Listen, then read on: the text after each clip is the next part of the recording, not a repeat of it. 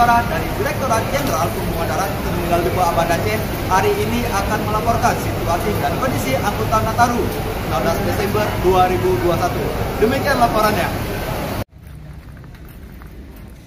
Satuan Pelayanan Terminal Tipe A Banda Aceh bersiap menghadapi lonjakan penumpang.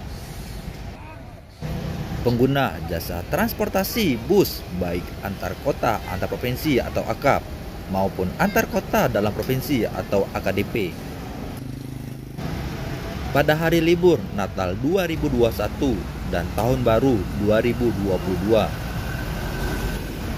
Kepala Satuan Pelayanan Terminal Tipe A Banda Aceh, Herianto BA, mengatakan siap menyambut lonjakan penumpang pada Nataru, seperti menyiapkan fasilitas scan barcode, peduli lindungi, pembagian masker, pembagian hand sanitizer, troli serta petugas yang siaga membantu membawa barang penumpang, dan penerapan protokol kesehatan pencegahan COVID-19 lainnya.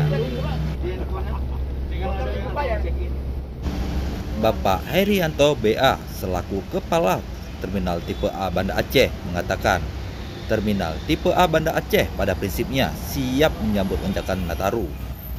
Tapi kami tidak bisa memprediksi berapa penumpang dan bus yang datang dan pergi saat Nataru.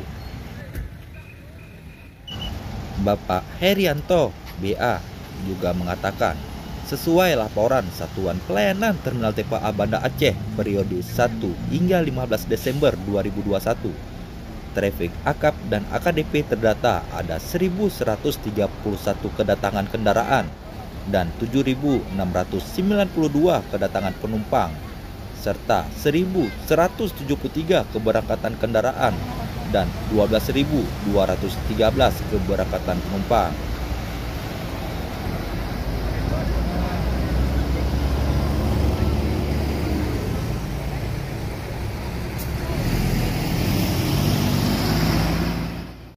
Laporan kami dari Satuan Pelayanan Terminal Tipe A Banda Aceh, angkutan Nataru 16 Desember 2021.